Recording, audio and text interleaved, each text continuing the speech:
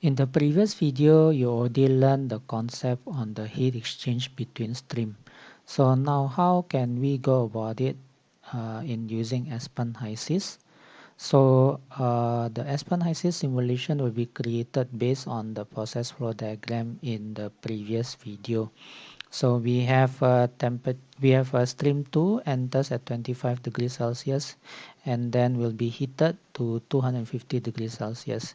And then we have stream 4 enters at 350 degrees Celsius and will be cooled down to 90 degrees Celsius.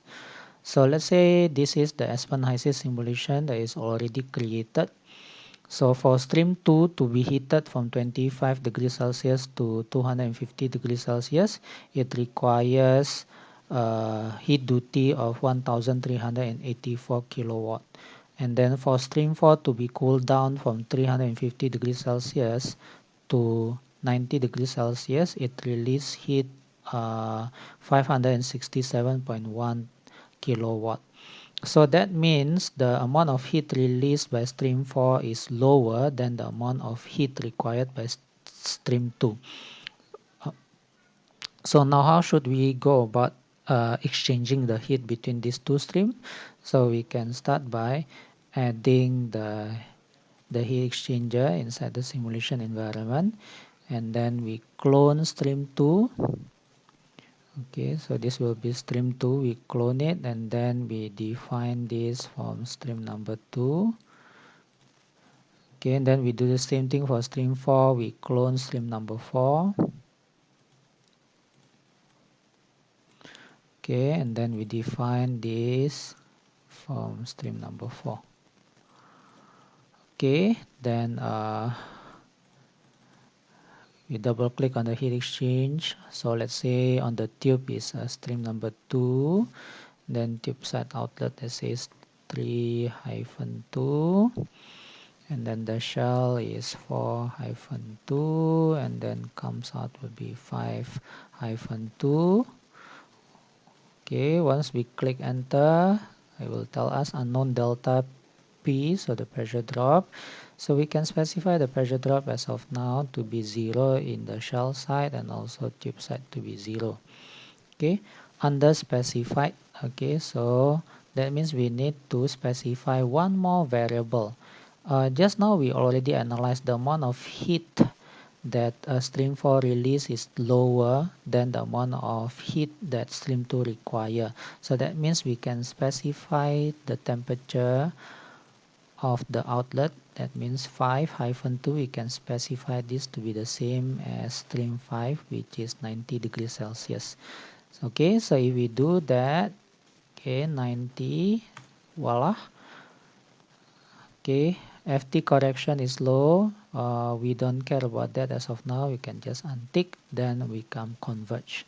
So we can see now stream number 2, the temperature will increase from 25 degrees Celsius to 110 degrees Celsius just by using the heat that available from stream number 4. Okay, so by doing this, actually we have cut down the amount of high pressure steam required to heat stream 2 from 25 to 250 degrees Celsius. Okay, so now if you really want to know the amount of heat required, the amount of high pressure steam required, so that stream 2 will increase its temperature from 110.2 until 250 degrees Celsius, then we can do that.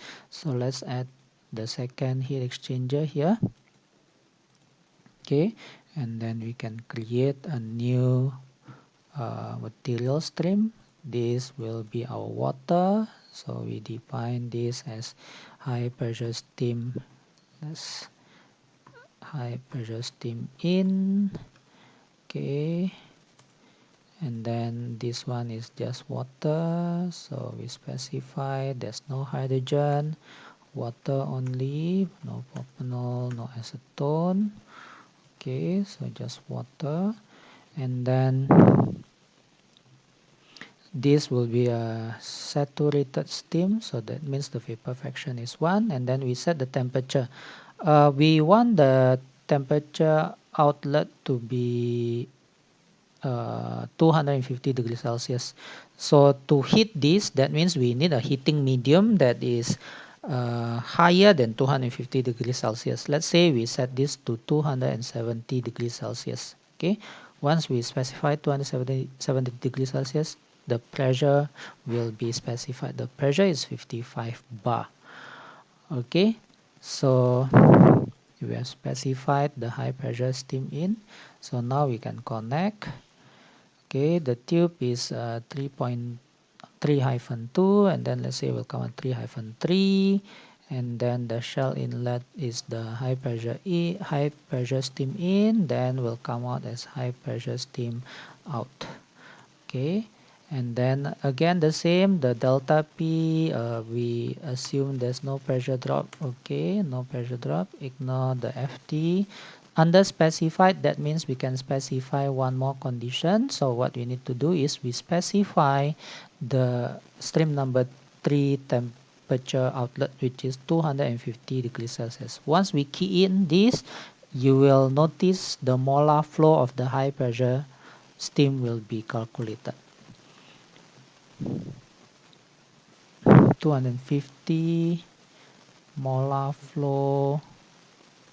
Oh, okay, we haven't specified the temperature and the high pressure steam. Okay, when the steam is used as a heating medium, often there's no temperature change. What happened is uh, uh, just the latent heat.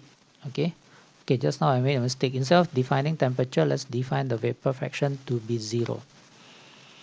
Okay, see, will the temperature remain the same, just the vapor fraction will change. Okay, so now the converge, right? So the high pressure steam flow rate required is 100 kilomole per hour.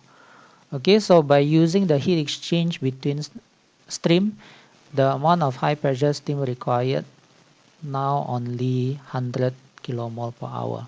How about if there's no heat exchange between stream? So how can we calculate this?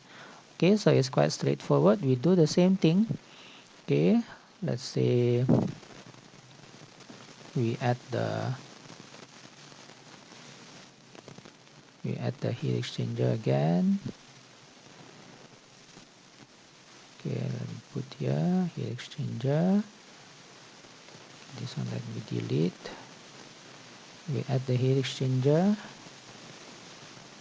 move it here. Okay, then we do the same thing, we copy, we clone selected object. Okay, let's move it here, 2.3. Then we define this from stream number 2. Okay, just now we can also clone the high pressure steam in. Where's the clone? Okay, let's move it here. Okay, and then define this from the high pressure steam in. Okay, now let's connect. So tube, let's say it's the tube -3, then will come out as let's say 3-4, and then the shell inlet is the high pressure steam in 2. Okay, then will come out as the high pressure steam out 2. Okay, once we key in enter, unknown delta P, again the same, we just assume there's no pressure drop first. Okay, and then untick the correction factor, and then on the worksheet, remember we only want to use the latent heat of the steam. So again, the vapor fraction of the high pressure steam out we set as 0. Okay, then voila.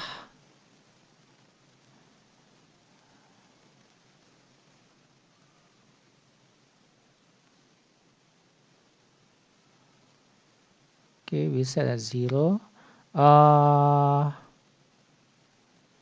Okay, just now because I specified the flow rate of the high pressure steam, so let me delete the flow rate of the high pressure stream, because that is what we want to calculate.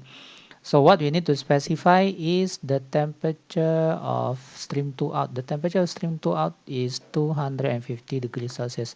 So we specify 250 degrees Celsius, and then the flow rate of high pressure steam required is calculated. So 170 kilomole per hour.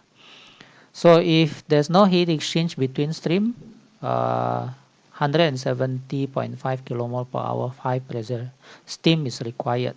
But if we use heat exchange between stream, then the flow rate become 100.6 kilomole per hour. So that's how we use Aspen HYSYS to perform the heat exchange between stream. Thank you.